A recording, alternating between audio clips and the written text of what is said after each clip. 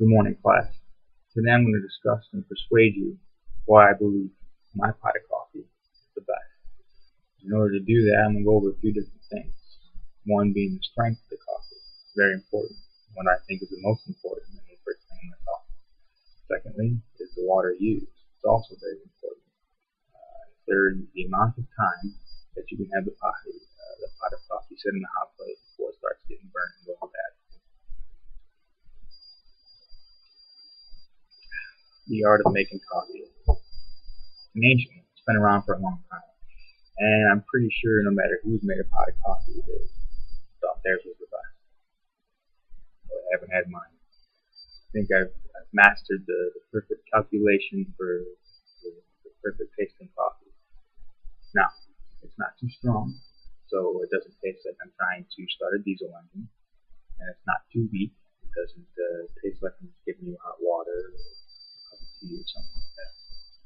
It's a real easy mathematical calculation. You just take the amount of cups that you're going to make.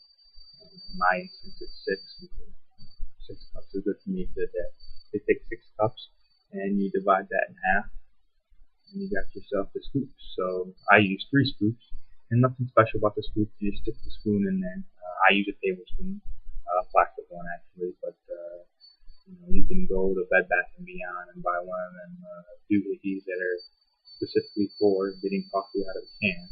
But I use a tried and true tablespoon, and nothing special. You just pop it in the can. You get a little can like a little can with Maxwell House. It doesn't matter the brand. You can use Starbucks or Folgers or Dunkin' Donuts, Maxwell House, whatever.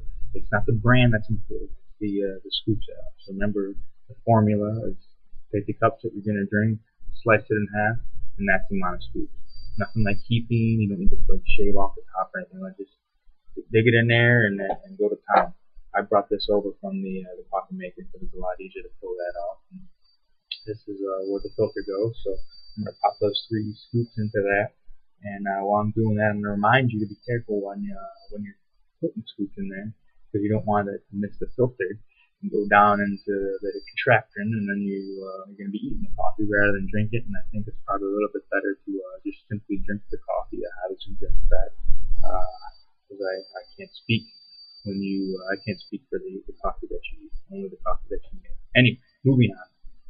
You get done. You take this bad boy, take it back over the coffee pot, put it on its swivel, and then you can move on to the next thing, which is the water.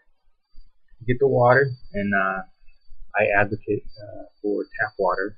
Full disclosure, because I'm deployed, I have to have bottled water, and I figured out for the 6 cups that I generally have, it's two bottles of water. But tap water is best, I think, for 2 reasons. One is because it's natural. I mean, it's right out of the ground. It's got all the nutrients that you need. It doesn't have all that reverse osmosis and laser surgery, whatever they do to the bottled water to make it taste good and all that fancy stuff. And second, it's a little bit cheaper. And by cheaper, I mean it's free. And everything that is free is good, right? Free water, you turn it on and you're good to go. You walk over to the sink and it's very quick. But if you're a staunch advocate and you need to have bottled water, may I suggest not going off the deep end and buying the most expensive bottle of water, because in the end it's just going to be coffee. So just get a store brand, if you're getting like Evian or something like that, then Pierre to get, because it's the flavor of the coffee that you're focusing on, and not the flavor of the water. Which brings me to the next point, which is the amount of time that you can have this sitting on the hot plate. About 10-15 minutes is about the time that coffee starts overcooking, and that's bad. It's just a waste of pot at that point. So you got to kind of plan ahead. If you're going to have people over, go ahead and make a full pot of coffee, and you can get it done rather quickly. If it's just you, one little person, maybe 4 to 6 cups, and it should be good to go. So make sure that you don't make too much, because you're going to waste it. You're going to end up throwing it away because it's burnt, and if you can't throw it away, you can be choking down some burnt coffee, and that's no good either. So make the right amount. You got to make a full pot, because you're going to take it out to your construction site or go fishing. Get a carafe or a thermos, something like that. If you know what a carafe is, it's just an oversized thermos that you can put your coffee in. And the trick to that is to put boiling water in the carafe first, so it gets warm, and then when the coffee is done, you pour the boiling water out and you put the coffee in. It's already warm and good to go. And that usually holds for about half an hour, and it doesn't overcook it. It continues to maintain the heat of the coffee while not cooking it. Another trick is if you don't have a carafe or a broke or lost it or whatever, you do the pot of coffee, you pour your first cup, and then you can shut the pot off, shut the hot plate off rather. And that way it'll gradually cool down, but it's not cooking it continuously and it's not going to burn. And then you can go back to your pot of coffee when you're done with your cup.